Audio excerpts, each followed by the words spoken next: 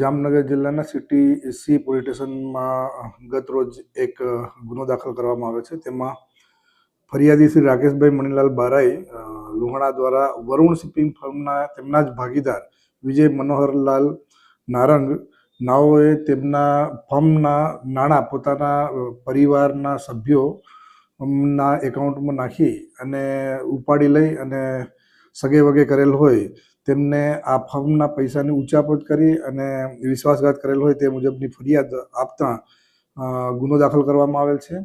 આ બનાવ સને 2020થી લઈને 2024 સુધીમાં ફર્મના જે વહીવટ છે, રોકડ નાણાંની લેવડ દેવડનો વહીવટ એ વિજય મનોહર નારંગને વિશ્વાસથી સોંપેલ હતો.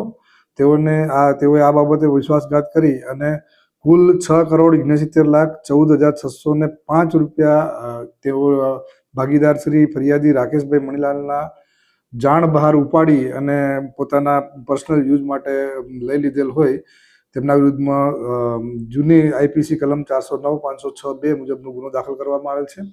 હાલ આ ગુનાની તપાસ પીઆઈ શ્રી સીટીસી એનબી ડાભીનાઓ કરી રહેલ છે.